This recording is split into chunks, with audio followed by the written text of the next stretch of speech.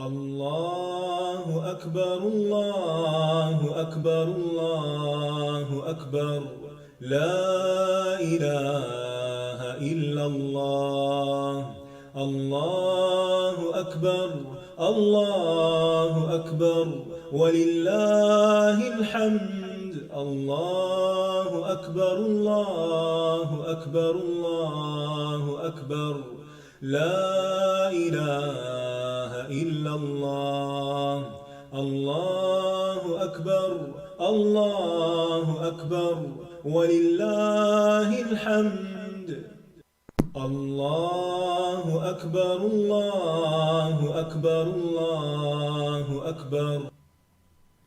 السلام علیکم ورحمۃ اللہ وبرکاتہ. نحمده ونصلی علی رسولہ الکریم. اما بعد فاعوذ باللہ من الشیطان الرجیم. بسم اللہ الرحمن الرحیم. رب اشرح لی صدری ویسر لی امری واحلل عقدۃ من لسانی یفقہوا قولی. لو أنزلنا هذا القرآن على جبل لرأيته خاشعا متصدعا من خشية الله وتلك الأمثال نضربها للناس لعلهم يتفكرون.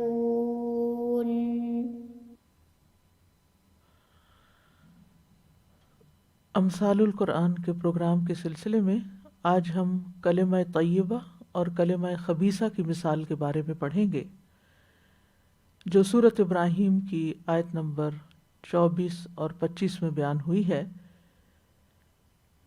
ارشاد باری تعالیٰ ہے: أَلَمْ تَرَ كَيْفَ ضَرَبَ اللَّهُ مَثَلًا كَلِمَةً طَيِّبَةً كشجرة طيبة أصلها ثابت وفرعها في السماء تؤتي أكلها كل حين بإذن ربها ويضرب الله الأمثال للناس لعلهم يتذكرون. ومثل كلمة خبيثة كشجرة خبيثة اجتثت من فوق الأرض ما لها من قرار. يثبت الله الذين آمنوا بالقول الثابت في الحياة الدنيا وفي الآخرة ويضل الله الظالمين ويفعل الله ما يشاء. کیا آپ نے دیکھا نہیں کہ اللہ کس طرح کلمہ طیبہ کی مثال بیان کرتا ہے؟ جیسے ایک پاکیزہ درخت ہو جس کی جڑ مضبوط ہے اور اس کی شاخیں آسمان میں ہیں. وہ اپنے رب کے اذن سے ہر آن اپنا پھل دیتا ہے، اور اللہ لوگوں کے لیے مثالیں بیان کرتا ہے تاکہ وہ نصیحت پکڑیں. اور ناپاک کلمے کی مثال ناپاک درخت کی طرح ہے جسے زمین کے اوپر سے ہی اکھاڑ دیا گیا ہو، اس کے لیے کوئی قرار نہیں ہے. اللہ ایمان لانے والوں کو مضبوط بات کے ساتھ دنیا کی زندگی میں بھی ثابت قدم رکھتا ہے اور آخرت میں بھی ثابت قدم رکھے گا. اور اللہ ظالموں کو بھٹکا دیتا ہے، اور اللہ جو چاہتا ہے کرتا ہے. یہ مثال سورۃ ابراہیم میں آئی ہے. سورۃ ابراہیم میں بدبخت اور سعادت مند لوگوں کی حالت کا نقشہ پیش کیا گیا ہے کہ کچھ لوگ سعید ہوں گے، خوش قسمت ہوں گے، اور کچھ لوگ شقی ہوں گے، بدبخت ہوں گے. پھر اس کے بعد یہ مثال بیان کی گئی ہے، اور اس میں اس صورت میں بدبختوں کا انجام بھی بتایا گیا اور اسی طرح خوش بختوں کا بھی۔ خوش نصیب لوگوں کا انجام بیان کرتے ہوئے اللہ تعالیٰ فرماتے ہیں وَأُدْخِلَ الَّذِينَ آمَنُوا وَعَمِلُوا الصَّالِحَاتِ جَنَّاتٍ تَجْرِي مِن تَحْتِهَا الْأَنْهَارُ خَالِدِينَ فِيهَا بِإِذْنِ رَبِّهِمْ تَحِيَّتُهُمْ فِيهَا سَلَامٌ۔ اور جو لوگ ایمان لائے اور انہوں نے نیک اعمال کیے وہ ایسے باغوں میں داخل کیے جائیں گے جن کے نیچے سے نہریں بہتی ہیں، وہ ان میں اپنے رب کے اذن سے ہمیشہ رہنے والے ہوں گے، ان کی آپس کی دعا اس میں سلام ہوگی۔ تو جب اللہ سبحانہ تعالیٰ نے ان خوش نصیب لوگوں کی حالت بیان کی تو پھر اس کے بعد، یعنی یہ آیت نمبر 23 ہے سورۃ ابراہیم کی، تو اگلی آیت میں پھر خوش قسمت لوگوں کی صفات بھی بیان کی گئیں، ان کا طرز زندگی بھی بیان کیا گیا اور اس کی بنیاد کیا ہے۔ تو اس مثال سے بہت اچھی طرح واضح ہوتی ہے یہ بات، اور اسی طرح بدبخت لوگ کس طرح جیتے ہیں اور کس طرح مرتے ہیں اور آخرت میں ان کا انجام کیا ہے، اس کی کلمہ خبیثہ کے ساتھ مثال دی گئی ہے۔ تو آئیے الفاظ کی وضاحت کی طرف۔ الم تر کیف ضرب اللہ مثلا، اللہ سبحانہ تعالیٰ اپنے نبی صلی اللہ علیہ وسلم سے مخاطب ہوئے فرما رہے ہیں، اللہ سبحانہ تعالیٰ اپنے نبی صلی اللہ علیہ وسلم سے مخاطب ہوتے ہوئے فرما رہے ہیں الم تر، کیا آپ نے دیکھا نہیں۔ رآ کا لفظی معنی تو ہوتا ہے دیکھنا، لیکن صرف دیکھنا ہی معنی نہیں ہوتا، نظرہ جو ہوتا ہے اس کا معنی بھی دیکھنا ہوتا ہے، جو آنکھوں سے دیکھنا ہوتا ہے۔ اور رآ میں آنکھوں سے دیکھنا بھی، لیکن رؤیت قلبی بھی ہوتی، یعنی دل سے دیکھنا۔ مراد ہے رؤیت علمی، علم کی بنا پہ جاننا۔ تو الم ترا کا معنی الم تعلم بھی کیا جاتا ہے کہ کیا آپ جانتے نہیں کہ اللہ سبحانہ تعالیٰ نے کس طرح مثال بیان کی ہے اور کس چیز کو کس چیز کے ساتھ تشبیہ دی ہے۔ اور یہاں جو سوال کیا گیا ہے آ کے ساتھ، یہ حمزہ ہے اور یہ استفہام انکاری ہے، یعنی جس شخص کو علم نہ ہو اسے ایک طرح سے پوچھا جا رہا ہے کہ تمہیں علم کیوں نہیں، یعنی تمہیں یہ بات جان لینی چاہیے۔ کیا بات؟ کہ کیف ضرب اللہ مثلا، اللہ تعالیٰ کس طرح مثال بیان کرتا ہے۔ ضربہ کا ویسے تو معنی لفظی معنی مارنا ہوتا ہے، لیکن بیان کرنے کے لیے حسب موقع حسب سیاق بھی اس کا معنی بدلتا رہتا ہے۔ اور مثال کا لفظ اس بات کے لیے ہوتا ہے، اس قول کے لیے جس میں ایک چیز کو دوسری چیز سے تشبیہ دی جاتی ہے۔ بعض اوقات ایک واقعے کو دوسرے واقعے سے، بعض اوقات ایک آبجیکٹ کو دوسرے آبجیکٹ سے، تو اس میں مثل کا لفظ بھی آتا ہے، یہ اس کی مثل ہے، یعنی جب ایک چیز بالکل دوسری چیز کی طرح ہوتی ہے تو اس کو مثل کہا جاتا ہے، لیکن ایک عمومی حالت جب بیان ہوتی ہے تو مثال کہلاتی ہے۔ کلمۃ طیبۃ، پاکیزہ کلمہ، پاکیزہ بات، یعنی لفظی معنی اس کا ہے طیبہ کا پاکیزہ، عمدہ، لیکن یہاں اس سے مراد کلمہ توحید ہے، لا الہ الا اللہ، کیونکہ ہر پاکیزہ قول اور ہر پاکیزہ عمل کی بنیاد دراصل کلمہ توحید ہے۔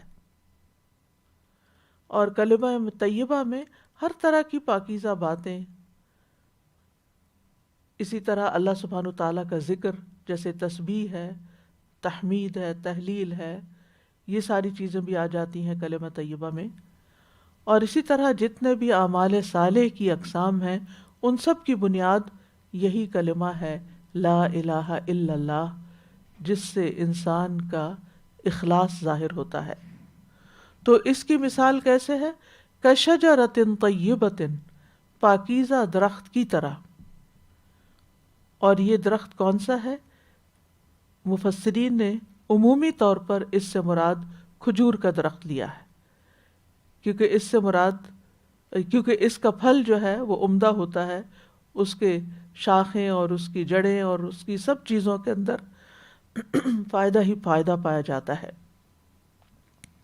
تو اس بنا پر اکثر مفسرین کہتے ہیں کہ اس سے مراد کھجور کا درخت ہے، اور اس لیے بھی کہ انہوں نے ابن عمر رضی اللہ عنہ کی مشہور روایت جو صحیح مسلم میں آتی ہے، صحیح بخاری میں بھی آتی ہے، اس سے بھی دلیل پکڑی ہے۔ وہ روایت کچھ یوں ہے کہ ابن عمر سے روایت ہے، وہ کہتے ہیں کہ ایک دن رسول اللہ صلی اللہ علیہ وسلم نے اپنے صحابہ سے فرمایا، مجھے اس درخت کے بارے میں بتاؤ جس کی مثال مومن جیسی ہے۔ تو لوگ جنگلوں کے درختوں میں سے کوئی نہ کوئی درخت بتانے لگے۔ ابن عمر رضی اللہ عنہما نے کہا، اور میرے دل میں یہ بات آئی یا میرے ذہن میں یہ بات ڈالی گئی کہ وہ کھجور کا درخت ہے۔ میں ارادہ کرنے لگا کہ بتا دوں، لیکن وہاں قوم کے بزرگ افراد بھی موجود تھے، تو میں ان کی ہیبت سے متاثر ہو کر بولنے سے رک گیا۔ جب وہ سب خاموش ہو گئے، ہر ایک نے اپنی اپنی رائے دے دی، تو رسول اللہ صلی اللہ علیہ وسلم نے فرمایا وہ کھجور کا درخت ہے۔ تو ان کے دل میں بہت آیا کہ کاش میں ہی بتا دیتا، اور حضرت عمر کو پتہ چلا تو انہوں نے کہا کہ اگر تم یعنی اتنا اور اتنا مال مجھے ملتا تو اس سے مجھے اتنی خوشی نہ ہوتی جتنا تمہارے اس جواب دینے سے۔ تو اس سے مفسرین نے پھر عمومی طور پر شجرۃ طیبہ سے مراد کھجور کا درخت لیا ہے، ورنہ کچھ آراء یہ بھی ہیں کہ اس سے مراد جنت کا درخت ہے، یعنی ابن عباس کی روایت اس سلسلے میں آتی ہے۔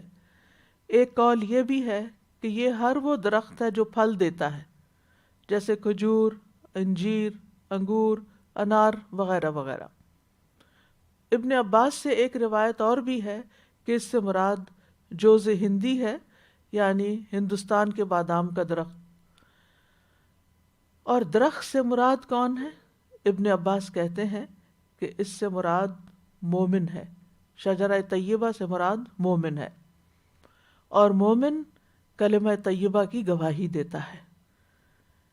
یعنی کلمہ طیبہ ایک بیج کی طرح ہے جو مومن کے دل میں جب ڈالا جاتا ہے تو وہ ایسے ہی ہے جیسے کھجور کا بیج پاکیزہ زمین، عمدہ زمین کے اندر ڈالا جائے تو اس سے عمدہ درخت نکلے۔ تو اسی طرح کلمہ طیبہ سے ایمان بھی مراد لیا گیا ہے۔ تو جب انسان لا الہ الا اللہ پڑھتا ہے تو دراصل وہ ایمان لا رہا ہوتا ہے۔ اور شجرہ طیبہ پھر کیا ہوا؟ جس کے اندر یہ ایمان آیا وہ مومن سے، یعنی شجرہ طیبہ سے مراد پھر مومن ہوا۔ یعنی جب ایمان مومن کے اندر آئے تو اس کے بعد اس سے جو پھل پھول آئیں وہ اس کے اعمال صالح ہوں، اس کے اندر بہترین اخلاق ہو، اچھی عبادات ہوں، اور وہ تمام چیزیں پیدا ہوں جو ایک عمدہ درخت کے ساتھ ہوتی ہیں۔ اصلھا ثابت، اس کی جڑ، اس کی بنیاد مضبوط ہے، پکی ہے، ثابت ہے، یعنی اس کی جڑ زمین کی تہہ کے اندر چلی گئی ہے، اور اس کے اندر تک جانے کی وجہ سے اس کا تنا انتہائی مضبوط ہے، جس کی وجہ سے وہ آندھیوں طوفانوں کے سامنے کھڑا رہتا ہے، قائم رہتا ہے۔ یعنی جتنی بھی مخالفتیں آتی ہیں وہ اس کی اصل کو نہیں ہلا سکتی۔ تو اصلھا ثابت، یعنی یہ وہ کلمہ جس کا مومن کا دل اقرار کر لیتا ہے، اس کو قبول کر لیتا ہے، تو پھر وہ اس کے دل کے اندر جڑ پکڑ لیتا ہے، مضبوط ہو جاتا ہے۔ یعنی کلمہ توحید جو ہے یہ مومن کے دل کے اندر راسخ ہو جاتا ہے، اور جب یہ راسخ ہوتا ہے تو پھر اس کی وجہ سے جو درخت ہے وہ بھی بہت عمدہ ہوتا ہے، اور جتنا جتنا یہ راسخ ہوتا ہے، یعنی یہ ایمان جتنا مضبوط ہوتا ہے تو اتنا ہی اس انسان کا عمل بھی بہترین ہوتا ہے۔ وَفَرْعُهَا فِي السَّمَاءِ، اور اس کی شاخیں آسمان میں پھیلی ہوئی ہوتی ہیں۔ فرع جس کی جمع فروع ہوتا ہے، مراد ہے اس کا اوپر والا بالائی حصہ، اس کی ٹہنیاں وغیرہ۔ افتراء کہتے ہیں اوپر چڑھتے جانے کو، اوپر جانے کو۔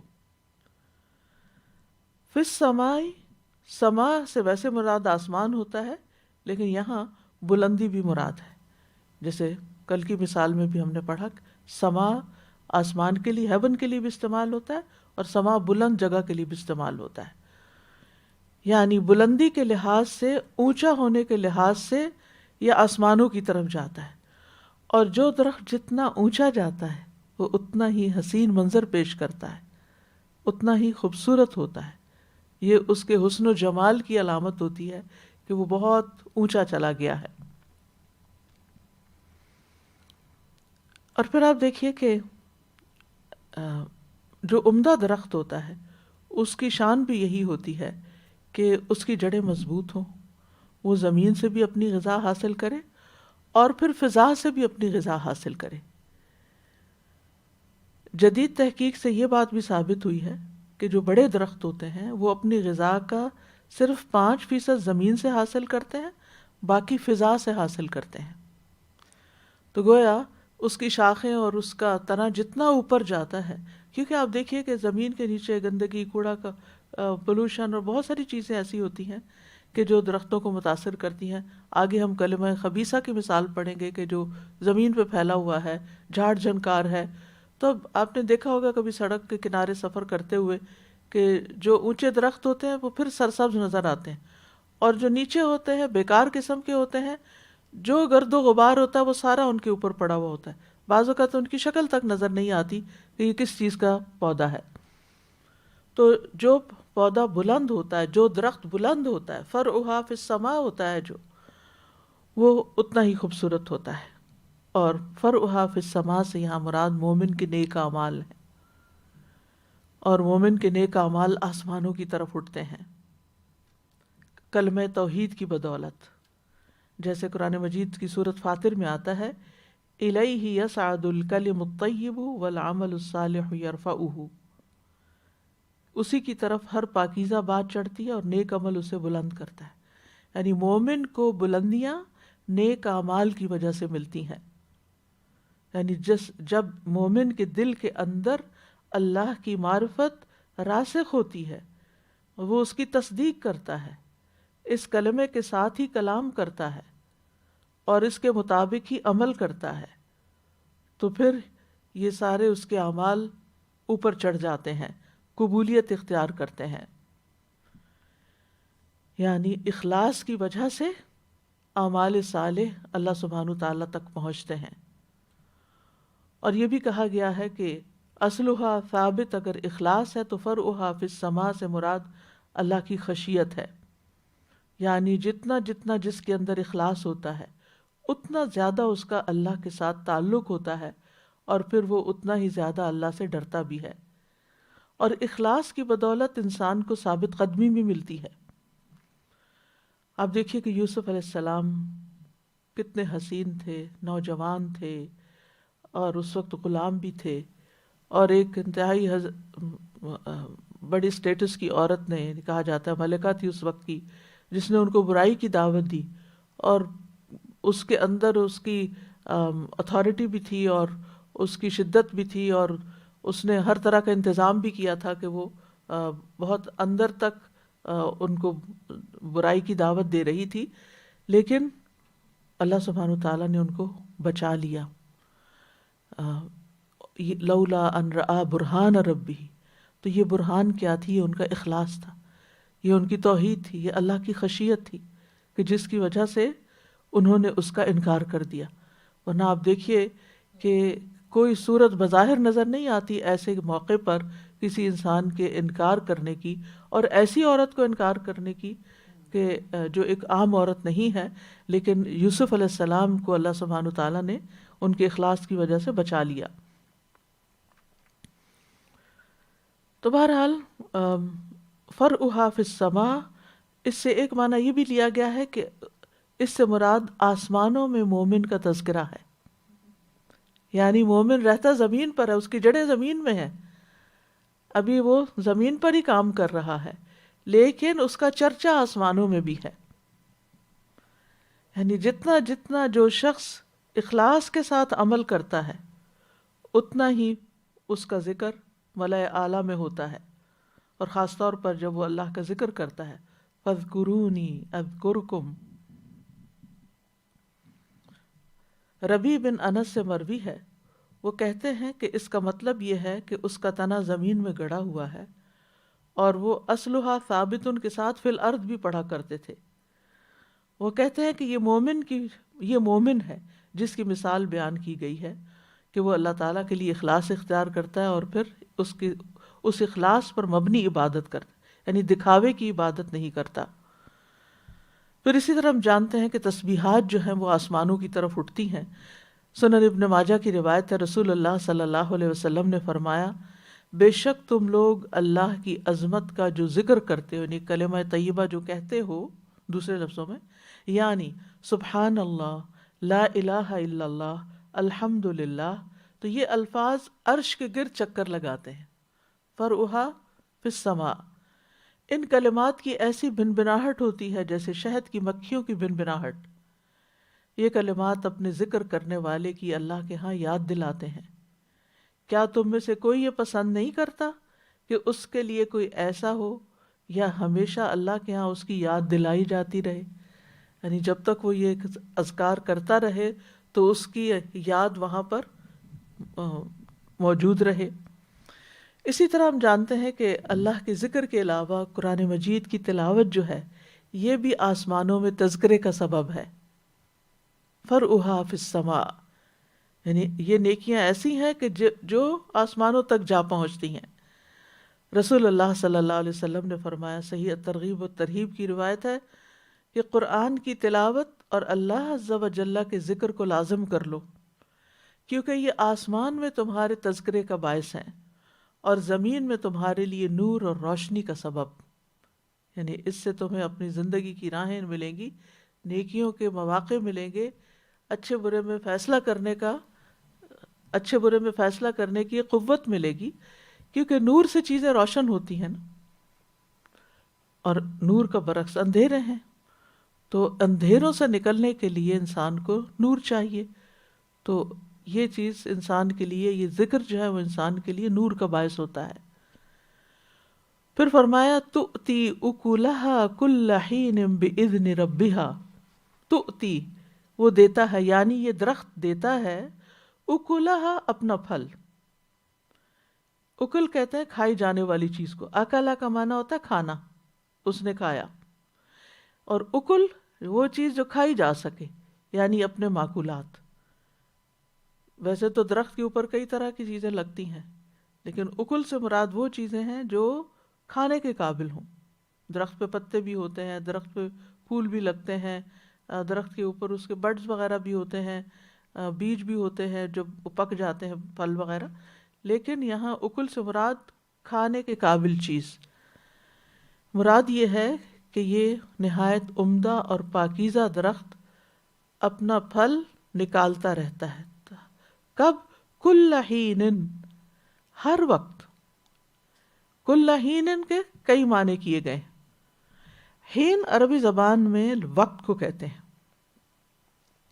مجاہد اور اکرمہ کہتے ہیں حین سے مراد پورا سال ہے، کیونکہ کھجور کا درخت سارا سال پھل دیتا ہے، یعنی مختلف شکلوں میں، کبھی شگوفے ہوتے ہیں، کبھی کچی کھجور ہوتی ہے، کبھی پکی ہوتی ہے، رطب ہوتے ہیں۔ سعید بن جبیر کہتے ہیں کہ اس سے مراد خوشہ نکالنے سے لے کر پھلوں کو توڑنے تک یہ 6 مہینے مراد ہیں کل حین سے۔ اور ایک اور قول، تیسرا معنی یہ بھی کیا گیا کہ اس سے مراد صبح اور شام ہے۔ ایک قول یہ بھی ہے ہر ماہ، ایک اور قول ہے ہر 2 ماہ بعد، ایک قول ہے ہر 7 ماہ بعد۔ تو بات یہ ہے کہ کھجور کی مختلف قسمیں ہوتی ہیں، جس میں کچی کھجوریں بھی ہوتی ہیں، تمر بھی ہوتی ہے، رطب بھی ہوتی ہیں۔ تو کھجور کے پھل کو مرحلہ وار استعمال کیا جاتا ہے، ہر سٹیج پر اس کا پھل استعمال ہوتا ہے مختلف چیزوں کے اندر، یعنی اس کا گودا، کچی کھجور، نیم پختہ کھجور، تازہ پکی ہوئی کھجور اور مکمل پکی ہوئی کھجور، اور پھر اترنے کے بعد اس کو جب خشک کر کے چھوارے بنا لیا جاتا ہے تو وہ کھجور۔ تو اس میں یہ ہے کہ کل حین، ہر حال میں فائدہ مند ہے، ہر زمان میں فائدہ مند ہے، لیکن کیا ہے؟ بِإِذْنِ رَبِّهَا، اپنے رب کے اذن کے ساتھ، یعنی اللہ کی مشیت کے ساتھ، جو کہ اس درخت کا خالق ہے۔ کہنے کا مطلب یہ ہے کہ کوئی درخت اپنے آپ سے سب کچھ نہیں کرتا، بلکہ اللہ کے اذن ہوتا ہے، توفیق ہوتی ہے تو کرتا ہے۔ تو چونکہ مومن اس درخت کی طرح ہے نا، تو پھر مومن بھی اللہ کے اذن سے ہی، اللہ کی دی ہوئی توفیق سے نیک عمل کرتا ہے۔ اور یہاں مراد کیا ہے کہ مومن اپنے ثمرات اعمال صالح کی شکل میں دیتا ہے، جو شجرہ طیبہ کی شکل میں ظاہر ہوتے ہیں، اور پھر وہ ہر حال میں اچھے کام کرتا ہے، چاہے بات ہو، چاہے عمل ہو، چاہے عبادت ہو، چاہے اخلاق ہو، وہ جہاں بھی ہو، دن ہو، رات ہو، صبح ہو، شام ہو، سمر ہو، ونٹر ہو، اسپرنگ ہو، بچہ ہو، بوڑھا ہو، جوان ہو، غم میں ہو، خوشی میں ہو، اس کے زبان سے خیر کے کلمات ہی نکلتے ہیں، اس سے اچھے کام ہی سرزد ہوتے ہیں، اس سے صرف خیر کی توقع ہوتی ہے۔ مومن سے دن رات نیک اعمال صادر ہوتے ہیں، ہر وقت پھل ملتے ہیں اس سے، آپ کو اس سے فائدہ ہی پہنچتا ہے۔ جیسے پچھلی مثال میں ہم نے پڑھا تھا نا، وَأَمَّا مَا يَنْفَعُ النَّاسَ فَيَمْكُثُ فِي الْأَرْضِ، جو چیز لوگوں کو فائدہ دیتی ہے وہ زمین میں قرار پکڑ جاتی ہے۔ تو اسی طرح اس درخت کو بھی قرار ہے، کیونکہ یہ فائدہ مند درخت ہے۔ جو بیکار درخت ہوتے ہیں، لوگ ویڈز وغیرہ، گھاس وغیرہ اور اس طرح کی چیز اکھاڑ کے ان کو پرے پھینک دیتے ہیں، لیکن ایسے درختوں کو پریزرو کرتے ہیں۔ اور اسی طرح یہ بھی آپ دیکھیے کہ مومن کے جو اچھے اعمال ہیں، ایک تو یہ کہ وہ منقطع نہیں ہوتے، ہر حال میں اچھا کام کرتا ہے، اور اس کے اعمال صالح بھی دن رات کی گھڑیوں میں آسمانوں کی طرف اٹھائے جاتے ہیں۔ اسی طرح اس کے اچھے اعمال کا سلسلہ کبھی منقطع نہیں ہوتا، مرنے کے بعد بھی نہیں ہوتا۔ رسول اللہ صلی اللہ علیہ وسلم نے فرمایا، مرنے کے بعد انسان کے اعمال کا سلسلہ منقطع ہو جاتا ہے، سوائے 3 چیزوں کے جن کا ثواب میت کو پہنچتا رہتا ہے۔ نمبر 1 صدقہ جاریہ، نمبر 2 لوگوں کو فائدہ دینے والا علم، نمبر 3 نیک اولاد جو میت کے لیے دعائیں کرتی ہے۔ تو جس مومن کے اندر جتنا اخلاص ہوگا، اس اخلاص کے ساتھ جو صدقہ کرے گا، خیر کے کاموں میں کرے گا، علم حاصل کرے گا، علم پھیلائے گا، اپنی اولاد کی اچھی تربیت کرے گا، تو یہ ساری چیزیں اس کے لیے مرنے کے بعد صدقہ جاریہ بن جائیں گی۔ تؤتی اکولہا کل حین باذن ربہا، یعنی زندہ ہے تب بھی فائدہ مند ہے، مر گیا تب بھی اس سے لوگ انسپائر ہوتے رہتے ہیں، اور اس کے اچھے اعمال کا سلسلہ جاری رہتا ہے۔ اسی طرح مومن جو ہے صحت کی حالت میں اچھے کام کرتا ہے تو اس کا بھی اس کو ثواب ملتا ہے۔ اگر وہ بیمار ہو جائے یا سفر پر ہو اور اس کے اچھے اعمال میں کچھ کمی آ جائے جو روٹین میں وہ کرتا ہے، مثلا نماز 4 رکعت کی بجائے 2 رکعت پڑھ رہا ہے سفر میں، یا بیماری کی حالت میں کھڑے ہونے کے بجائے بیٹھ کے پڑھ رہا ہے، یا لیٹ کے اور اشاروں سے پڑھ رہا ہے، تو بھی اس کا ثواب لکھا جاتا ہے۔ نبی صلی اللہ علیہ وسلم نے فرمایا، جب بندہ بیمار ہوتا ہے یا سفر کرتا ہے تو اس کے لیے ان تمام عبادات کا ثواب لکھا جاتا ہے جنہیں وہ اقامت یعنی اپنے گھر میں یا صحت کے وقت کیا کرتا تھا۔ وَيَضْرِبُ اللَّهُ الْأَمْثَالَ لِلنَّاسِ، اور یہ مثالیں اللہ لوگوں کے لیے بیان کرتا ہے تاکہ وہ اس سے سبق سیکھے اور وہ بھی شجرہ طیبہ بنے، وہ بھی کلمہ طیبہ بولیں، وہ بھی اچھے اچھے کام کریں۔ لعلہم یتذکرون، تاکہ وہ نصیحت پکڑیں، سبق لیں، فائدہ اٹھائیں۔ کیونکہ جب انسان امیجن کرتا ہے ایسے درخت کو یا دیکھتا ہے اور اس کے فائدوں پر نظر ڈالتا ہے، اس کو دیکھ کے اس کا دل خوش ہو جاتا ہے، اس کے سائے میں وہ بیٹھتا ہے، اس کی وجہ سے ہوا اچھی ہو جاتی ہے، وہ اس کے خوراک کا سامان بنتا ہے، تو پھر انسان کے اندر بھی ایک انسپریشن آتی ہے اور وہ بھی یہ سب کچھ کرنا چاہتا ہے۔ اس کے برعکس وَمَثَلُ كَلِمَةٍ خَبِيثَةٍ، ایک خبیث درخت کی مثال، ایک خبیث کلمے کی مثال، ناپاک کلمے کی مثال، یعنی جو شرک پر مبنی ہو یا کفر پر مبنی ہو، وہ کیسا ہے؟ کَشَجَرَةٍ خَبِیثَةٍ، خبیث درخت کی طرح ہے۔ یہ کون سا درخت ہے؟ انس بن مالک کہتے ہیں کہ یہ تنبا کی بیل ہے، تنبا ایک درخت، ایک وہ ہے۔ دوسرا یہ کہ یہ وہ درخت ہے جو پیداوار ہی نہیں لاتا، یعنی اسے کچھ نہیں اگتا، کوئی پھل نہیں ملتا۔ ایک قول یہ بھی ہے کہ اس سے مراد کشوت ہے، یہ ایک جڑی بوٹی ہے۔ بہرحال یہ درخت خبیث درخت ہے، اور یہ بھی اس کے اگر پھل ہوں بھی تو وہ اتنے کڑوے ہوتے ہیں، اتنے خراب ذائقے کے ہوتے ہیں کہ جو بھی کھائے اس بدمزہ ہی ہو جائے۔ آپ نے دیکھا ہوگا کہ بعض پھل اتنے کڑوے ہوتے ہیں کہ اگر وہ پاؤں کے نیچے رکھے جائے نا تو کڑواہٹ آپ کو منہ میں محسوس ہوگی۔ مجھے یاد ہے کچھ سال پہلے میرے چونکہ پاؤں میں تکلیف تھی تو کسی حکیم سے مشورہ کیا، بہت جانے پہچانے تھے، تو انہوں نے کہا کہ تنبا یا کوئی ایسی کڑوے درخت کے یعنی کڑوے پھل بتائے کہ وہ لے کے ان کو اچھی طرح کوٹ کے پھر ان کا وہ ایک بنا کے پیسٹ بنا کے پاؤں کو اس میں رکھیں، اور یقین کریں کہ جب پاؤں اس میں رکھے تو اس کی کڑواہٹ زبان پہ۔ اسی لیے کہتے ہیں کہ روزے کی حالت میں ایسا کوئی کام نہیں کرنا چاہیے، کیونکہ کچھ اتنے کڑواہٹ ایسی شدید ہوتی کہ پینیٹریٹ کر جاتی ہے جسم کے اندر اور جسم کے سارے اعضاء کو، کیونکہ باقی اعضاء تو ٹیسٹ بڈز نہیں رکھتے تو پتہ نہیں چلتا، لیکن وہی چیز جب خون کے ذریعے شاید زبان تک آتی ہے تو اس کا ذائقہ آپ کو محسوس ہونے لگتا ہے۔ اسی طرح جو کچھ لوگوں کی باتیں ایسی ہوتی ہیں، اتنی تلخ، اتنی تند و تیز، اتنی خبیث کہ وہ بات کر جائیں گے اور آپ دیر تک تڑپتے ہی رہ جائیں گے، کڑواہٹ ان کے منہ سے نکلے گی اور ٹیسٹ آپ کو مل رہا ہوگا۔ یعنی کفر اور شرک کے کلمات بھی سن کے آپ کا دل کٹ کے رہ جائے گا کہ یہ کس طرح کی بات انہوں نے منہ سے نکال دی۔ اسی طرح بد اخلاقی کی انتہا کہ ان کے منہ سے بس گالیاں ہی نکلتی ہیں، وہ چبھنے والے کانٹے ہی ہوتے ہیں، جب بولیں گے، جب کوئی بات کریں گے ایسی کریں گے کہ آپ کو لگ جائے، اور آپ دیر تک بس آپ کے دل پہ وہی بات سوار رہے۔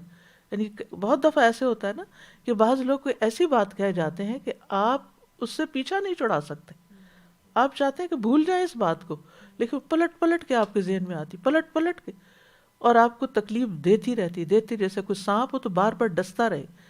تو یہ شجرہ خبیثہ کی مثال ہے، بالکل ایسے ہی جیسے کوئی کانٹا بازو کو چبھ کے، چاہے وہ چھوٹا سا ہی ہوتا نا، آپ نے دیکھو کہ چھلتر جس کو بولتے ہیں، چھوٹا سا چھلکا، بہت چھوٹا، وہ بھی جب چبھ جاتا ہے نا انسان کو، تو جب تک وہ نکل نہیں جاتا انسان کو چین نہیں آتا، اور اگر انسان نکالے نا اور وہ اس کے اندر ہی رہ جائے تو آپ کی سکن جو ہے وہ گلنا شروع ہو جائے گی، اس کو نکالنا بھی ضروری ہوتا ہے۔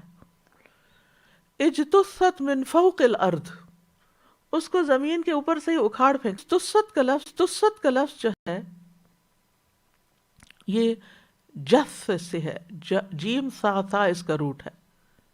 ہر اس چیز پر اس کا اطلاق ہوتا ہے جو زمین سے بلند ہو جائے، اسی سے انسان کا جثہ بھی ہوتا ہے، جسم بھی ہوتا ہے، جثہ، جسم جو ہوتا ہے وہ زندہ انسان کا ہوتا ہے، اور جثہ جو ہے وہ مردہ لاش کو جثہ کہتے ہیں عربی میں، ٹھیک ہے، یعنی اس کی روح نکل گئی۔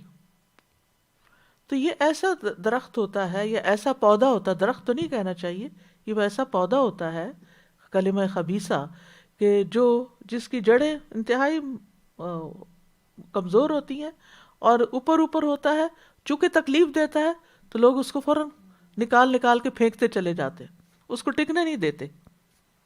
یعنی کوئی اپنے گارڈن میں ایسی چیز نہیں لگائے گا اور کوئی اپنے راستے میں ایسی چیز نہیں رہنے دے گا۔ ما لہا من قرار، اس کو کوئی قرار ہے ہی نہیں، یعنی اس پودے کو ثبات ہی نہیں، اس پودے کی رگیں ہی نہیں جو اس کو سہارا دے سکے، نہ کوئی اچھا پھل لاتا ہے، اور اگر لائے بھی تو انتہائی بد ذائقہ اور کڑوا۔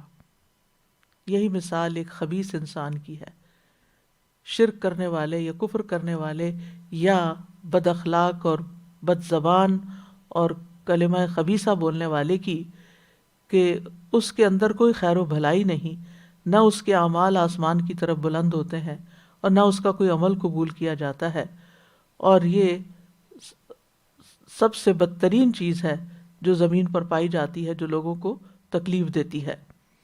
تو جس طرح اس درخت سے فائدہ نہیں اٹھایا جاتا، اسی طرح شرک کرنے والا اگر کوئی اچھے اعمال کرتا بھی ہے، یعنی بعض اوقات ایسے ہوتے ہیں نا کہ ایسے پودے دور پار کہیں جنگلوں میں لگے ہوئے تو دیکھ ایک منظر اچھا لگتا ہے، تو ایسے شرک اور کفر کرنے والوں کے بعض اعمال بڑے مزین لگتے ہیں، لیکن وہ قیامت کے دن ان اعمال سے کوئی فائدہ نہیں اٹھا سکے گا، اس کے اعمال دنیا میں ہی برباد ہو جائیں گے، یا ان کی جزا یہیں پر اس کو مل جائے گی یا ختم ہو جائیں گے۔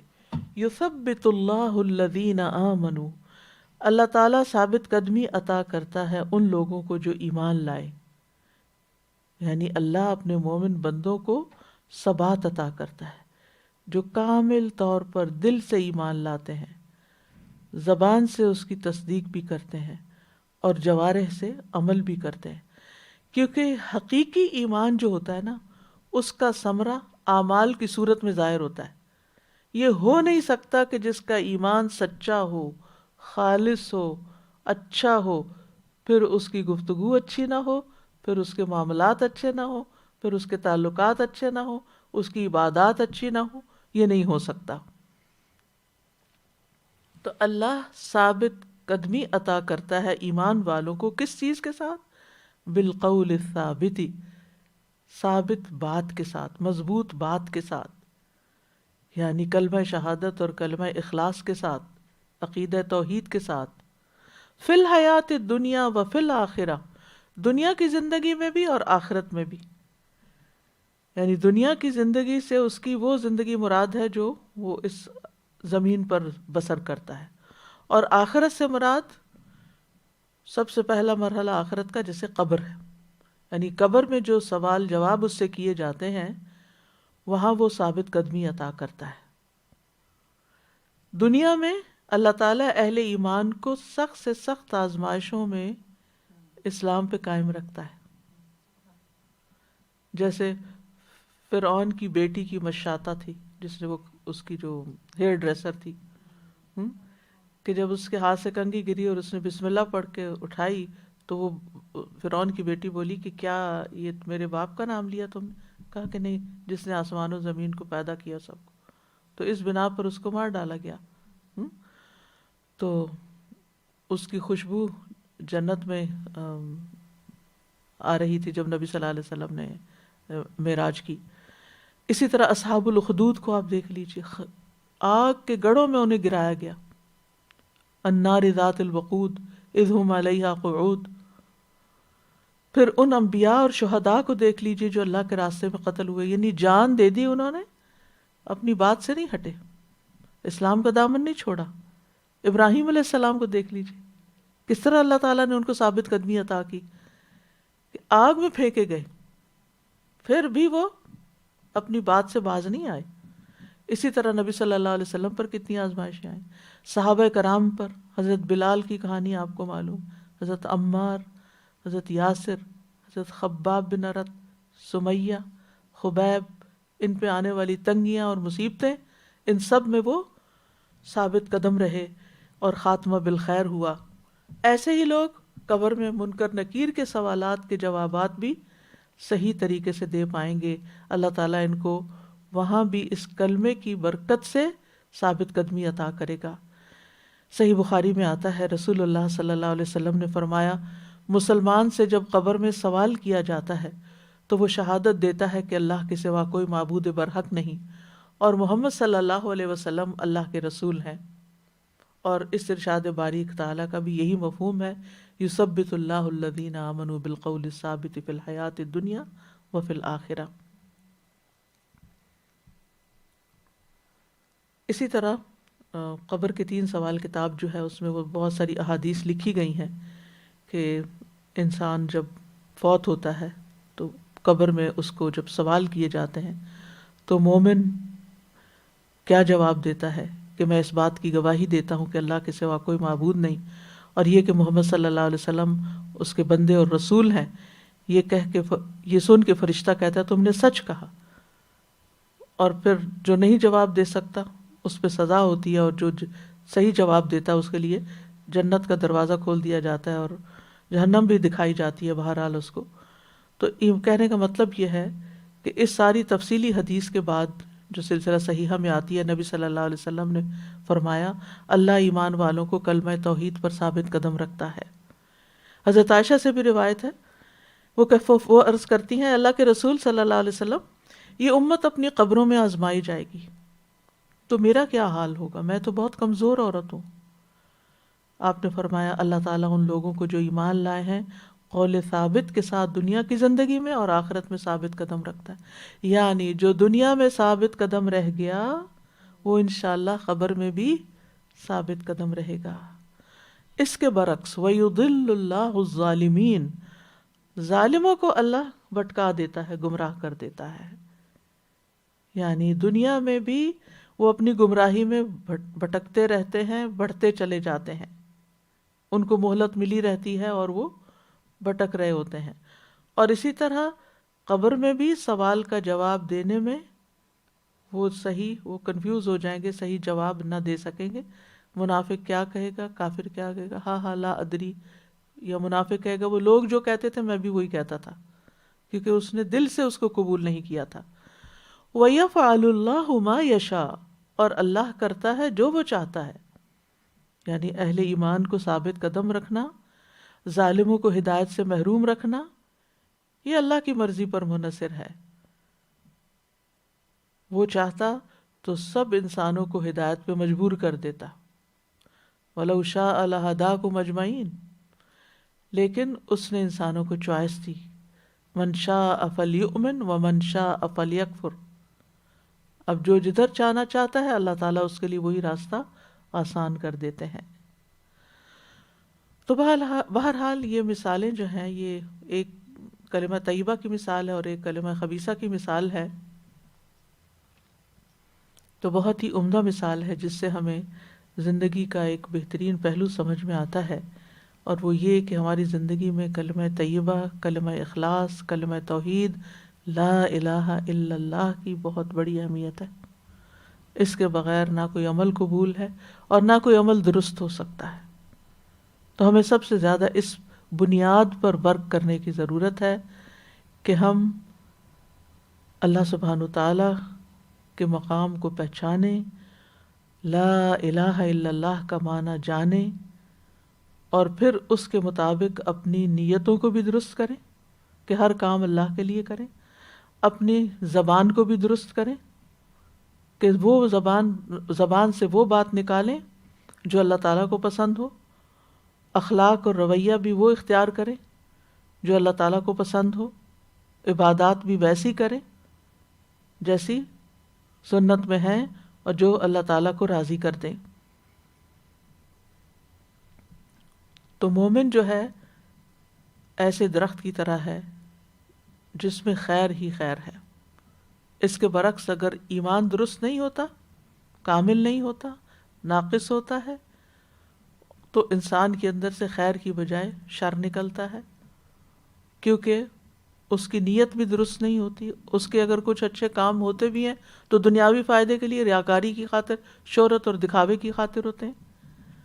اور اسی طرح زبان کا استعمال احتیاط کے ساتھ نہیں کرتا، اسی طرح عبادات یا اگر کفر ہے تو کرتا ہی نہیں، اور اگر نفاق ہے تو کرتا بھی ہے تو مارے بندے کی، اللہ کے راہ میں خرچ کرتا ہے تو ناپسندیدگی کے ساتھ، نماز پڑھتا ہے تو سستی کے ساتھ، تو اس کے اعمال میں کوئی ثابت قدمی نہیں ہوتی، کبھی کام کر لیا کبھی چھوڑ دیا، کبھی دل آیا تو کچھ کر لیا، موڈ نہیں بنا، مرضی نہیں ہوئی تو کوئی نہ کیا۔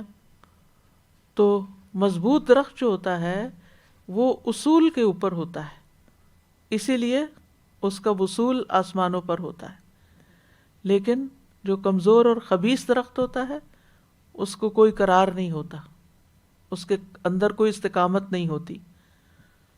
تو اس مثال سے سب سے اہم اور بنیادی بات ہمیں یہ پتہ چلتی ہے کہ ہماری زندگی میں سب سے قیمتی چیز لا الہ الا اللہ ہے، کلمہ طیبہ ہے۔ رسول اللہ صلی اللہ علیہ وسلم نے فرمایا ایمان کی 70 یا 60 سے کچھ اوپر شاخیں ہیں، جن میں سب سے افضل لا الہ الا اللہ کہنا ہے، ایمان کی شاخیں ہیں۔ یہ سب سے بہترین ذکر لا الہ الا اللہ ہے۔ لا الہ الا اللہ جس نے کہا تو ایک دن یہ کلمہ اسے مصائب سے نجات دلائے گا، اس سے پہلے جو ہو چکا وہ ہو چکا، یہ نبی صلی اللہ علیہ وسلم کا فرمان ہے۔ پھر سچے دل سے جو اللہ کو پکارتا ہے اس پر آسمانوں کے دروازے کھل جاتے ہیں۔ ابو ہریرہ کہتے ہیں نبی صلی اللہ علیہ وسلم نے فرمایا جب بھی بندہ خالصتاً لا الہ الا اللہ کہتا ہے اپنے غم کی حالت میں یا اللہ کو یاد کرتے ہوئے، تو آسمان کے دروازے کھول دیے جاتے ہیں اس کے لیے، اور یہاں تک کہ وہ عرش تک جا پہنچتا ہے جب تک کبیرہ گناہوں سے بچتا رہے. یعنی اگر کبیرہ گناہ نہیں کرتا تو یہ لا الہ الا اللہ اس طرح قبولیت پاتا ہے. پھر اسی طرح نبی صلی اللہ علیہ وسلم نے فرمایا جس نے لا الہ الا اللہ وحدہ لا شریک لہ لہ الملک و لہ الحمد وہو علی کل شیء قدیر، اپنے دل سے خالص ہو کر کہا، زبان سے اس کی تصدیق بھی کی، اس کے لیے آسمان کے دروازے کھول دیے جاتے ہیں، حتیٰ کہ اللہ تعالیٰ زمین میں اس کے کہنے والے کی طرف دیکھتا ہے، اور جس کی طرف اللہ نے دیکھ لیا اس بندے کا یہ حق ہے کہ وہ اس کے مطالبے کو عطا کر دے. یعنی اس کے بعد جو دعا کی جاتی، یہاں یاد رکھیں جو رات کے وقت اگر آنکھ کھلے تو جو دعا پڑھتے ہیں اور پھر اللہ سے بخشش مانگتے ہیں تو اللہ تعالیٰ اس بندے کو بخش دیتا ہے، یا کوئی دعا مانگتے ہیں تو وہ دعا قبول ہوتی ہے. نبی صلی اللہ علیہ وسلم نے فرمایا کہ جبریل فرعون کے منہ میں مٹی ڈالنے لگے اس ڈر سے کہ وہ لا الہ الا اللہ نہ کہہ دے اور اللہ تعالیٰ اس پہ رحم نہ کر دے. یعنی موت کے وقت بھی اگر کوئی لا الہ الا اللہ سچے دل سے کہہ دیتا ہے تو اس کی بخشش ہو جاتی ہے. یہ جان و مال کی حفاظت کا باعث ہے. اگر موت کے وقت اس کلمے کو ادا کیا جائے اور اسی پہ فوت ہو تو اس پہ جہنم کی آگ حرام ہو جائے گی، اور یہ کلمہ لا الہ الا اللہ ہے. قبر میں یہی کلمہ کام آئے گا. یعنی جب مسلمان سے قبر میں سوال ہوگا اور وہ گواہی دے گا کہ لا الہ الا اللہ محمد الرسول اللہ، تو اس کو وہاں ثبات ملے گا. یہ صحیح بخاری میں آتا ہے. پھر اسی طرح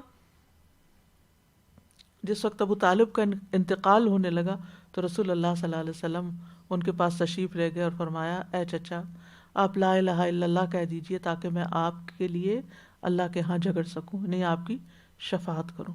تو گویا یہ کلمہ شفاعت کے قابل بناتا ہے. نبی صلی اللہ علیہ وسلم نے فرمایا قیامت کے دن میری شفاعت کی سعادت سب سے زیادہ اسے حاصل ہوگی جس نے لا الہ الا اللہ خلوص سے کہا. قیامت کے دن آسمان و زمین اور ان کے درمیان جو چیزیں ہیں سب کو ترازو کے ایک پلڑے میں رکھ دیا جائے گا، اور دوسرے پلڑے میں لا الہ الا اللہ تو دوسرا پلڑا جھک جائے گا. پھر اسی طرح اس کلمے کی وجہ سے لوگ آگ سے نکالے بھی جائیں گے. یعنی بالآخر یہ جنت میں لے جانے والا کلمہ ہوگا. اور اگر کوئی اخلاص کے ساتھ کرے اور اس کے تقاضوں پر عمل بھی کرے تو یہ کلمہ آگ پر حرام کرنے والا ہے. اسی طرح کلمہ طیبہ کو اگر ہم دوسرے معنی میں لیں کہ اچھی بات، تو الکلمۃ الطیبۃ صدقہ، اچھی بات صدقہ ہے. قرآن مجید میں آتا ہے وَقُلْ لِعِبَادِي يَقُولُ الَّتِي هِيَ أَحْسَنُ إِنَّ الشَّيْطَانَ يَنزَغُ بَيْنَهُمْ إِنَّ الشَّيْطَانَ كَانَ لِلْإِنسَانِ عَدُوًّا مُبِينًا. میرے بندوں سے کہہ دیجئے وہ بات کہیں جو سب سے اچھی ہو. بے شک شیطان ان کے درمیان جھگڑا ڈالتا ہے، بے شک شیطان ان کے درمیان جھگڑا ڈالتا ہے، بے شک شیطان ہمیشہ سے انسان کا کھلا دشمن ہے. تو کلام جو ہے، قول جو ہے، اگر عمدہ ہو تو صدقہ ہے. تو گویا یہ کوئی معمولی چیز نہیں، اچھی باتیں کر کر کے ہم ہر وقت صدقہ کر سکتے ہیں، لیکن ہم اس کا لحاظ ہی نہیں، اس کا احساس ہی نہیں کرتے، اس کا خیال ہی نہیں کرتے. کبھی بولتے ہوئے سوچتے ہی نہیں کہ ہم جو بات بول رہے ہیں یہ بھی صدقہ شمار ہوگی. ایک اچھی بات انسان کو آگ سے بچا سکتی ہے. رسول اللہ صلی اللہ علیہ وسلم نے فرمایا جہنم سے بچو خواہ کھجور کا ایک ٹکڑا ہی صدقہ کر کے، اور اگر وہ بھی نہ ملے تو اچھی بات کر کے، کسی کا دل خوش کر کے، کسی کو اچھے سے رسپانس کر کے. پھر اسی طرح اچھی بات، ایمان والی بات، نیکی کی بات جنت میں داخلے کا باعث ہے، اللہ کی خوشنودی کا باعث ہے، درجات کی بلندی کا باعث ہے. رسول اللہ صلی اللہ علیہ وسلم نے فرمایا کوئی شخص اللہ کو راضی کرنے والی ایک بات کرتا ہے اور وہ نہیں سمجھتا کہ اس کا اثر وہاں تک ہوگا جہاں تک وہ ہو جاتا ہے، اس ایک بات کی وجہ سے اللہ اس کے لیے اپنی ملاقات کے دن تک اپنی رضامندی لکھ لیتا ہے. کلمۃ طیبہ، تو یہاں مثل کلمۃ طیبہ کشجرۃ طیبہ اصلھا ثابت وفرعھا فی السماء. ایسی قبولیت اور ایسی ثبات اس کو کہ وہ قیامت تک لکھا گیا، جڑ پکڑ گیا. اور اسی طرح اگر بری بات زبان سے نکالتا ہے جس کو وہ کوئی اہمیت نہیں دیتا تو اس کی وجہ سے جہنم کی کھائیوں میں جا گرے گا۔ نبی صلی اللہ علیہ وسلم نے فرمایا بندہ اللہ کی رضامندی کی ایک بات زبان سے نکالتا ہے جس کو وہ اہم نہیں سمجھتا، مگر اس کی وجہ سے اللہ تعالیٰ اس کے درجات بلند کر دیتا ہے۔ وہ اعمال جو درجات کو بلند کرتے ہیں، اچھا کلام ہے، سلام کو عام کرنا ہے، جو بخشش کو واجب کر دیتے ہیں، کھانا کھلانا ہے، سلامتی کے ساتھ جنت میں لے جانے کا باعث ہے۔ آپ نے فرمایا سلام پھیلاؤ، اچھی گفتگو کرو، صلہ رحمی کرو، رات کو جب لوگ سو رہے ہو تم قیام کرو، سلامتی کے ساتھ جنت میں داخل ہو جاؤ گے۔ عمدہ بالا خانے ہیں اس شخص کے لیے جو اچھی بات کرے۔ اور اسی طرح بے شک بندہ ایک ایسا کلمہ زبان سے نکالتا ہے جو اللہ کی ناراضگی کا باعث ہوتا ہے، جسے وہ کوئی اہمیت نہیں دیتا لیکن اس کی وجہ سے وہ جہنم میں گرا دیا جاتا ہے۔ تیسرا فائدہ ان مثالوں سے جو ہمیں ملتا ہے کہ کلمہ طیبہ کی مثال پاکیزہ درخت کی طرح ہے، اور پاکیزہ درخت کی صفات کیا ہوتی ہیں؟ منظر بھی اچھا، پھل بھی اچھا، فائدہ بھی بے شمار، اور پھر اس سے جو بیج نکلتے ہیں عمدہ، وہ مزید اور پودے اس سے نکل آتے ہیں اور درخت نکل آتے ہیں۔ اور چونکہ کھجور کا درخت سب سے عمدہ قرار پایا تو اس کا کوئی ایسا حصہ نہیں جو بیکار جاتا ہو، ہر حصے سے فائدہ اٹھایا جاتا ہے۔ اس کی شاخ، چھال، پتے، اس کی جڑیں، اس کی یعنی مختلف چیزوں میں استعمال ہوتی ہیں سب چیزیں، یعنی انتہائی بابرکت، عمدہ اور پاکیزہ درخت ہے۔ اور پھر چونکہ جڑیں اس کی زمین میں مضبوط ہوتی ہیں تو جب تیز و تند ہوائیں بھی چلتی ہیں، حالات مخالف بھی ہوتے ہیں، تو بھی وہ اپنی بات پہ، اپنی توحید پہ، اپنے رب کے ساتھ جو اس کے کمٹمنٹ ہے اس پر وہ جمع رہتا ہے۔ باطل کے جھگڑے اور بگولے اور یہ ساری چیزیں اس کو اکھاڑ نہیں سکتی، جلا نہیں سکتی۔ اور تیسری بات یہ کہ اس کی شاخیں بہت بلند ہوتی ہیں، کلمۃ اللہ ہی العلیٰ۔ پھر یہ کہ اپنے پھل ہمیشہ دیتا رہتا ہے، دل میں جڑ پکڑ لیتا ہے، اور جتنا کلمہ مضبوط ہوگا اتنا ہی پھل زیادہ اچھا آئے گا۔ اور پھر یہ ہے کہ اس درخت کو ہرا بھرا رکھنے میں پانی کا بھی اہم کردار ہوتا ہے، خصوصاً جب درخت لگ رہا ہوتا ہے۔ تو اس سے یہ بات بھی پتہ چلتی ہے کہ انسان کو ایک اچھا مومن جو ہوتا ہے وہ علم کا پانی مسلسل لیتا رہتا ہے تاکہ اس کی جڑیں مضبوط رہیں اور اس کے اعمال خوبصورت رہیں۔ پھر اسی طرح درخت کو صفائی ستھرائی کی بھی ضرورت ہوتی ہے، کاٹ چھانٹ کی ضرورت ہوتی ہے۔ اسی طرح مومن جو ہے اس کو بھی تربیت اور تزکیہ کی ضرورت ہوتی ہے، جس کے لیے اس کو ایسی مجالس میں، ایسے استادوں کے پاس حاضر ہونے کی ضرورت ہوتی ہے جو اس کے لیے یہ کام کر سکے۔ جیسے گارڈن کو گارڈنر کی ضرورت ہوتی ہے، تو اسی طرح مومن کو بھی ایک مربی کی ضرورت ہوتی ہے، کیونکہ فوق کل ذی علم علیم، ہر علم والے کے اوپر ایک علم والا ہوتا ہے، اور ہر علم والے کو اپنی اصلاح کی بھی ضرورت ہوتی ہے۔ پھر اسی طرح یہ ہے کہ صرف پانی ہی کافی نہیں ہوتا، اس کو ملاوٹ سے پاک کرنا بھی ضروری ہوتا ہے، کیونکہ اگر پولوٹڈ پانی ہے تو وہ درخت کو جلا کے بھی رکھ سکتا ہے۔ تو اسی طرح اگر علم جو ہے اس کے اندر وہ خالص علم نہیں ہے، سچی بات نہیں ہے، تو انسان کو، درخت کو نقصان بھی ہو سکتا ہے۔ پھر یہ ہے کہ شجرہ طیبہ ہو یا مومن ہو، دونوں ہی سراسر فائدے کے ہیں۔ دونوں کی جو تشبیہ ہے دونوں کے فائدوں کی وجہ سے ہے۔ یہ صرف فائدہ دیتے ہیں، نقصان نہیں دیتے۔ احسان کا معاملہ کرتا ہے مومن، خرابی نہیں کرتا، دینے والا ہوتا ہے، لینے کا لالچ نہیں ہوتا۔ اسی طرح پرہیزگاری اختیار کرتا ہے، چھپ کے بھی برائیاں نہیں کرتا، لوگوں کے ساتھ اچھا سلوک کرتا ہے، ان کی برائیوں سے درگزر کرتا ہے، کسی کو دیتا بھی ہے تو اخلاص کے ساتھ دیتا ہے، بدلے یا شکر گزاری کے ارادے سے نہیں دیتا۔ کھجور کا درخت سیدھی قامت والا ہوتا ہے، اس میں قوت اور مضبوطی ہوتی ہے۔ سچا مومن بھی اپنے دین میں طاقتور ہوتا ہے۔ پھر اسی طرح خود بھی ہدایت یافتہ ہوتا ہے اور لوگوں کی بھی ہدایت لوگوں کو بھی ہدایت کی طرف بلاتا ہے. جیسے کھجور کا درخت اپنے اندر بھی خوبصورتی رکھتا ہے، یا جو بھی عمدہ درخت ہے، اور دوسروں کو بھی اپنے پھل دیتا چلا جاتا ہے. تو جو نفع مند مومن ہوتا ہے وہ ہمیشہ اپنی ذات سے دوسروں کو خیر پہنچاتا رہتا ہے. پھر اسی طرح یہ ہے کہ کھجور جو ہے اس کے اندر مٹھاس ہوتی ہے نا پھل میں، تو مومن کا جو الٹیمیٹ آؤٹ کم ہوتا ہے نا اس کے اندر مٹھاس ہوتی ہے. یعنی اس کی بات میں مٹھاس ہے، اس کے معاملے میں، اس کے رویے میں، اس سے یعنی آپ جب اس کے ساتھ معاملہ کریں گے تو آپ کو پتہ ہوگا کہ اس سے خیر ہی ملے گی مجھے. یعنی آپ اس سے بات کریں تو آپ کو مزہ آ جائے، آپ اس کے ساتھ بیٹھیں تو آپ کو خوشی ہو، آپ اس کے ساتھ مل کے کام کریں تو اس کے ساتھ کام کرنا خوشگوار ہو. یعنی کچھ لوگ اتنے ایزی گوئنگ ہوتے ہیں، وہ کسی بات کو مسئلہ نہیں بناتے. وہ آپ ان سے کسی قسم کا تعاون مانگیں وہ فوراً تعاون کرنے کو تیار ہوتے ہیں. خواہ وَيُؤْثِرُونَ عَلَىٰ أَنفُسِهِمْ وَلَوْ كَانَ بِهِمْ خَصَاصَةٌ، دوسروں کو اپنے اوپر ترجیح دیتے ہیں خواہ خود بھوکے ہی کیوں نہ ہوں. خود بھی کسی چیز کے ضرورت مند ہوتے ہیں لیکن دوسرے کی ضرورت کو زیادہ مد نظر رکھتے ہوئے اس کی طرف یعنی تعاون کا ہاتھ بڑھاتے ہیں. اسی طرح آپ دیکھیے کہ کھجور اٹ سیلف جو ہے یعنی کہ اس کے اندر مٹھاس تو ہے، غذائیت بھی ہے. رسول اللہ صلی اللہ علیہ وسلم نے فرمایا جس گھر میں کھجور نہیں وہ اس گھر کی مانند ہے جس میں کوئی کھانا نہیں. یعنی یہ 5واں فائدہ ان مثالوں میں سے.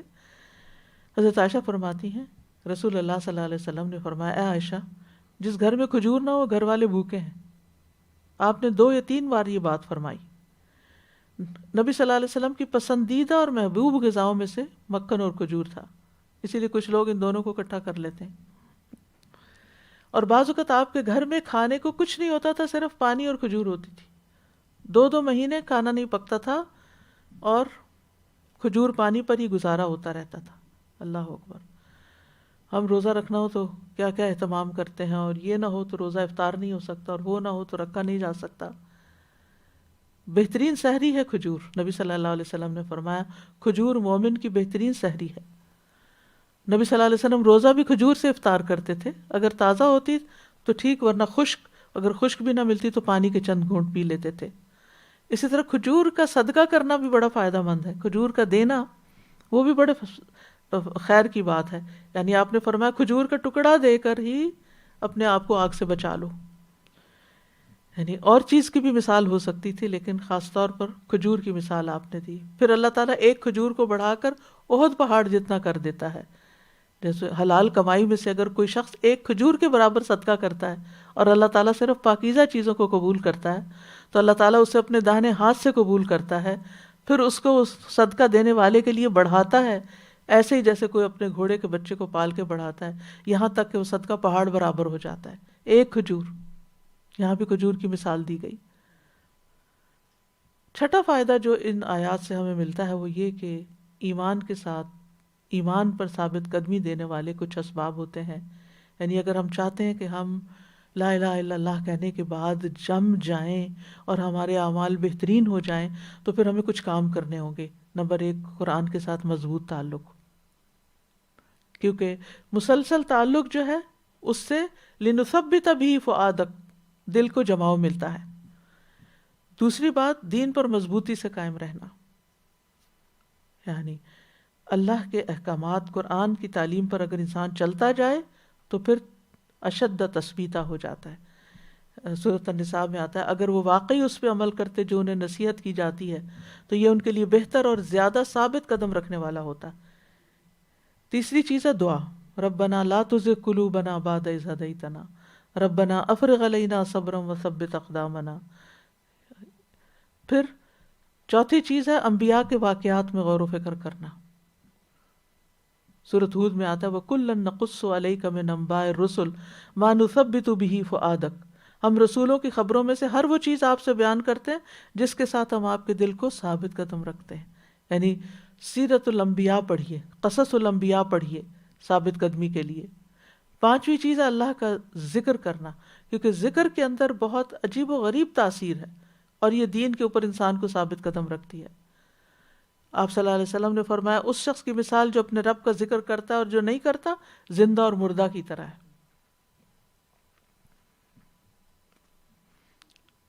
ایک جگہ پر آتا ہے سورۃ انفال میں، یا ایھا الذین آمنوا اذا لقیتم فئۃ فاثبتوا واذکروا اللہ کثیرا لعلکم تفلحون، اے لوگو جو ایمان لائے ہو، جب تم کسی گروہ کے مقابل ہو تو جمے رہو اور اللہ کو بہت یاد کرو تاکہ تم فلاح پاؤ۔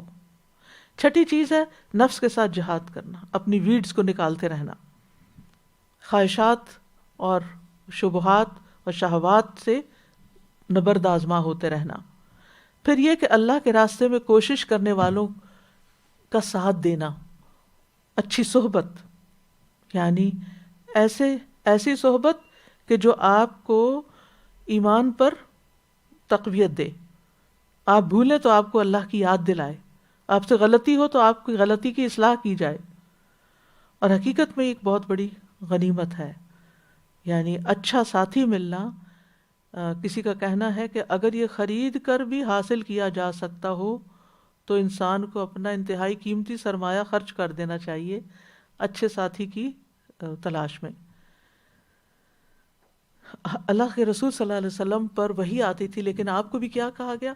وَاصْبِرْ نَفْسَكَ مَعَ الَّذِينَ يَدْعُونَ رَبَّهُمْ بِالْغَدَاةِ وَالْعَشِيِّ۔ تو ہمیں تو اس سے بھی زیادہ ضرورت ہے کہ ہمارے لیے نیک صحبت ہو، اچھے دوست ہوں جو ہمیں نیکی کی تلقین کرتے رہیں، ہماری غلطیوں پر ہمیں یاد دہانی کراتے رہیں۔ پھر یہ کہ اللہ کے راستے میں کوشش کرنا، دین کی خدمت کرنا، والذین جاہدوا فینا لنہدینہم سبلنا وان اللہ لمع المحسنین۔ جو لوگ ہمارے راستے میں کوشش کریں گے ہم انہیں ضرور اپنے راستے دکھائیں گے، اور بے شک اللہ یقینی طور پر نیکی کرنے والوں کے ساتھ ہے۔ وَلَيَنْصُرَنَّ اللَّهُ مَن يَنْصُرُهُ، اللہ ضرور ان لوگوں کی مدد کرے گا جو اس کے دین کی مدد کرتے ہیں۔ اور آخری چیز ہے اس میں آخرت کی یاد۔ انسان اگر اپنی آخرت کو یاد رکھے تو دنیا اس کے سامنے حقیر ہو جائے گی، اور جب حقیر ہوگی تو پھر انسان کلمہ خبیثہ سے بھی بچے گا، اور پھر انسان بری باتوں سے پرہیز کرے گا جو اس کے دین کو نقصان دینے والی ہوں گی۔ بہت سی چیزوں سے انسان اپنی آخرت کے ڈر کی وجہ سے، آخرت کے انجام کی فکر کی وجہ سے بچتا ہے، شہوات، شبہات، شکوک سے اور خواہشات سے اپنے آپ کو روکتا ہے تاکہ وہ آخرت میں ناکام نہ ہو۔ اللہ سبحانہ وتعالی ہمیں عمل کی توفیق عطا فرمائے۔ کرنے کے کام یہ ہے کہ ہم لا الہ الا اللہ پر ورک کریں، اس کی شرائط کو بجا لائیں، اس کا علم حاصل کریں، اس کا یقین حاصل کریں، اس کے تقاضوں کے اوپر جھک جائیں اللہ کے سامنے، سچے دل سے اس کو اختیار کریں، اخلاص کے ساتھ اللہ کی عبادت کریں، اللہ اور اس کے رسول کی محبت ہر چیز سے بڑھ کر اپنے دل میں ہو، اور باقی چیزوں کا جو اس کے علاوہ ہیں ان کی عبادت کا انکار کریں۔ تو اللہ سبحانہ وتعالی ہمیں بہترین عمل کی توفیق عطا فرمائے۔ سبحان اللہ والحمد للہ ولا الہ الا اللہ واللہ اکبر، لا الہ الا اللہ واللہ اکبر، لا الہ الا اللہ وحدہ لا الہ الا اللہ ولا شریک لہ، لا الہ الا اللہ لہ الملک ولہ الحمد، لا الہ الا اللہ ولا حول ولا قوۃ الا باللہ، لا الہ الا اللہ وحدہ لا شریک لہ، لہ الملک ولہ الحمد وہو علی کل شیء قدیر۔ اللہم انی اسألک الہدی والتقی والعفاف والغنی، اللہم آت نفسی تقواها وزکها انت خیر من زکاها انت ولیها ومولاها، اللہم توفنا مسلمین واحینا مسلمین والحقنا بالصالحین غیر خزایا ولا مفتونین، ربنا آتنا فی الدنیا حسنۃ وفی الآخرۃ حسنۃ وقنا عذاب النار، ربنا لا تزغ قلوبنا بعد اذ ہدیتنا وہب لنا من لدنک رحمہ انک انت الوہاب، ربنا افرغ علینا صبرا وثبت اقدامنا وانصرنا علی القوم الکافرین۔ اللہم اشف مرضانا ومرضی المسلمین، یا اللہ تمام بیماروں کو صحت عطا فرما، سب لوگ جنہوں نے دعاؤں کے لیے کہہ رکھا ہے ان کی دعائیں قبول فرما، یا اللہ ہر حاجت مند اور ہر ضرورت مند کی ضرورت پوری فرما۔ اللہ ہمیں دن دگنی رات چگنی ایمان اور عمل صالح میں ترقی عطا فرما، آخر دم تک صحت اور سلامتی کے ساتھ ایمان پر، کلمہ توحید پر قائم رہنے کی توفیق دے۔ ربنا تقبل منا انك انت السميع العليم وتب علينا انك انت التواب الرحيم وصلى الله تعالى على خير خلقه محمد وعلى آله وأصحابه وأهل بيته أجمعين برحمتك يا أرحم الراحمين إلهي آمين. سبحانك اللهم وبحمدك أشهد أن لا إله إلا أنت أستغفرك وأتوب إليك. ألم تر كيف ضرب الله مثلا كلمة طيبة كشجرة طيبة أصلها ثابت وفرعها في السماء تؤتي أكلها كل حين بإذن ربها ويضرب الله الأمثال للناس لعلهم يتذكرون ومثل كلمة خبيثة كشجرة خبيثة اجتثت من فوق الأرض ما لها من قرار. آپ کچھ کہنا چاہیں گے؟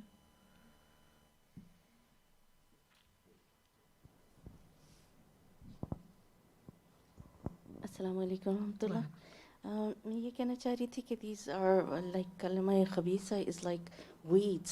Sometimes it looks good too. When you look at it from far away, it looks so beautiful. But it ruins the plants around it. تو یہ آس پاس کے لوگوں کے لیے بھی تکلیف ہوتا ہے نا کلمہ خبیثہ. یعنی ایک اچھا بھلا انسان ہوتا ہے نا، اگر اس کی دوست اور کمپنی جو ہے نا وہ خراب لوگوں کی ہو جو تو پھر اس کا ایمان بھی ہلا کے رکھ دیتے ہیں اور اس کے اندر بھی وہ اچھے اخلاق پنپنے نہیں دیتے. بالکل باہر سے وہ ویسے تو دیکھنے میں گرین ہی ہوتے ہیں، وہ بھی خبیث جو ہوتے ہیں. سسا یہ آج پتہ چلا کہ اللہ سبحانہ وتعالیٰ جھانکتے ہیں، یعنی اللہ سبحانہ وتعالیٰ دیکھتے ہیں. اگر ہمیں یہ پتہ چل جائے کہ تسبیحات کی وجہ سے اتنا بڑا ہمیں ہم درجہ اللہ کی توجہ میں اور دوسرا یہ کہ وہ ایک اور کیا آپ نے بات بتائی تھی اس کی کہ اللہ سبحانہ وتعالیٰ اللہ سبحانہ وتعالیٰ ثبت کر دیتے ہیں اپنی رضامندی کو، قیامت تک لکھ دیتے ہیں اس کے لیے. یعنی جیسے اسٹیمپ پیپر مل گیا کہ آپ کیتے پر اللہ تعالیٰ راضی ہو گیا. سبحان اللہ. یہ کس وجہ سے ہوتا ہے کہ ہم اچھی بات انسان منہ سے نکالتا ہے اور انسان کو پتہ بھی نہیں ہوتا کہ اس نے کتنی اچھی بات کہہ دی ہے. تو ہر وقت یعنی اصل میں اچھے درخت کے پاس آپ جب جائیں گے نا آپ کو اچھی چیز ہی ملے گی، آپ کا دل بھی خوش ہوگا، آپ کے وہ پھل بھی اچھے ہوں گے. تو مومن سے بھی یہی مطلوب ہے کہ اس سے کوئی ملے، اس کے پاس کوئی بیٹھے تو اس سے اس کو خیر ہی ملے. زبان کھولے تو خیر ملے، ہاتھ اٹھائے تو خیر ملے، ہر چیز سے خیر ملے. تو ایک مادی پھل ہے اور ایک اخلاقی پھل ہے، سویٹ ہو. استاذہ جی یہ جو بات ہے نا کہ جڑیں مضبوط ہوتی ہیں اور جھاڑ جھنکار، تو اتنی آسانی جیسے آپ بیج بوئے نا تو بیج کو نکلنے میں 8-10 دن لگیں گے، لیکن وہ جھاڑ جھنکار جلدی نکل آتے، وہ ارد گرد اس کو روئن کرنے کے لیے آپ کو ڈھونڈنا پڑے گا کہ اصلی پودا کہاں ہے. وہ آتے ہیں اور فٹافٹ نکل کے اور روئن کر دیتے ہیں. تو اسی طرح علم کی پختگی بھی پھر ایسے ہی ہے نا کہ جیسے آپ تھوڑی محنت کریں اور اس پہ جمے رہیں، استقامت کریں، ورنہ یہ تھوڑے تھوڑے ادھر ادھر چلے گئے. تو سر یہ جو لا الہ الا اللہ کا کلمہ ہے اس میں اب یعنی ہم کو یہ سوچنا چاہیے کہ ہم کس کس کی نفی کر رہے ہیں. یعنی فیشن کی نفی کر رہے ہیں، اپنی نفس کی نفی کر رہے ہیں، میرے جو خواہشات کی نفی ہو رہی ہے، شبہات کی نفی ہو رہی ہے.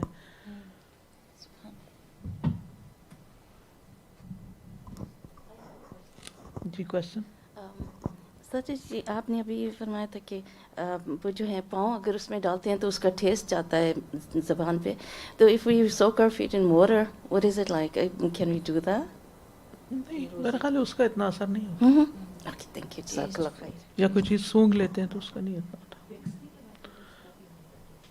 وکس کا بھی آتا ہے، پاؤں پہ لگائے تو منہ پہ آتا ہے. ہاں کچھ چیزیں زیادہ پینیٹریٹ کرتی ہیں نا.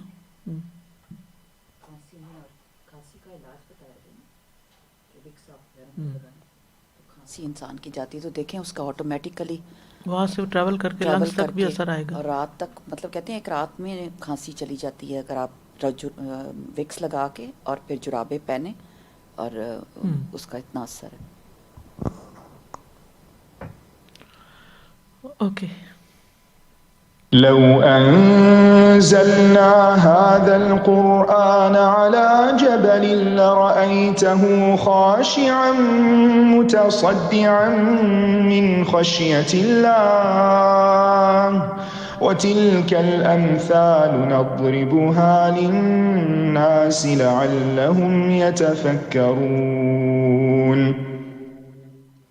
اللهم صل على محمد وعلى آل محمد كما صليت على إبراهيم وعلى آل إبراهيم إنك حميد مجيد. اللهم بارك على محمد وعلى آل محمد كما باركت على